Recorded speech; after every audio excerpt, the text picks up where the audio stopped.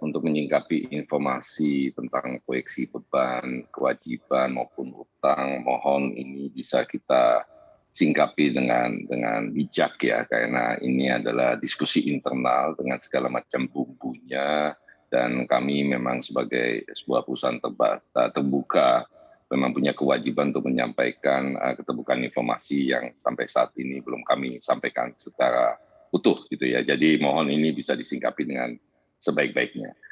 Tidaklah tapi kami nafikan bahwa memang jumlah utang Garuda sudah cukup membesar, dan dengan kondisi yang kita hadapi saat ini tentu saja tidak bisa dinafikan apabila kita tidak melakukan upaya-upaya yang signifikan terhadap beban kita, tentu saja utang usaha tersebut akan terus bertambah.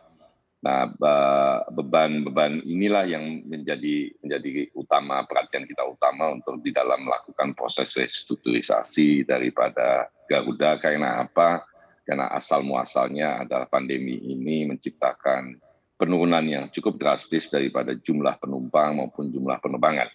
Dan Garuda infrastrukturnya memang didesain dalam kondisi normal dan tidak ada pilihan lain buat kita untuk melakukan restrukturisasi daripada seluruh kekuatan atau infrastruktur yang kita miliki untuk bisa menyikapi beban dan kondisi yang ada saat ini. Jadi kalau ditanya sektor mana saja yang menjadi beban terbesar buat Garuda, tanpa dari sisi urutan ya tentu saja yang pertama adalah beban sewa pesawat, beban maintenance, beban biaya fuel atau aftur, dan juga SDM. Ini 4 kelompok yang memang masuk ke dalam klasifikasi yang besar, tentu saja selain beban-beban yang lainnya. Oleh sebab itu, area-area inilah yang akan menjadi perhatian yang sangat mendalam buat kami di Garuda, dan walaupun sudah kita lakukan selama beberapa bulan terakhir, namun demikian kita memang harus melakukan upaya ini dengan lebih cepat dan lebih kencang. Kenapa? Karena memang recovery dan kita tidak bisa lagi bergerak dengan cara yang kita selama ini lakukan, upaya-upaya menahan beban di Garuda. Demikian. Baik, kalau untuk dalam jangka pendek ke depannya Pak Irfan, apa saja nih mungkin upaya Garuda untuk melakukan penghematan dan juga efisiensi?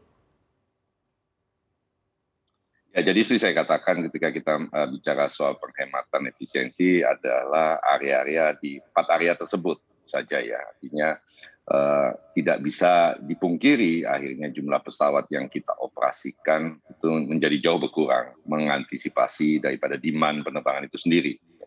Akibat dari itu tentu saja biaya maintenance bisa berkurang, biaya aftur berkurang. Yang jadi persoalan adalah memang biaya SDM punya kecenderungan menjadi beban tetap, sehingga kita tidak punya pilihan lain secara infrastruktur, harus kita adjust atau kita sesuaikan dengan jumlah penerbangan atau pesawat yang kita terbangkan sedemikian rupa sehingga bisa lebih align dengan keseluruhan beban. Tapi kembali lagi ketika kita ngomong beban, kita kan selalu juga harus bicara soal pendapatan, karena kan teori bisnisnya kan sederhana, selalu adalah profitability adalah pendapatan dikurangi beban.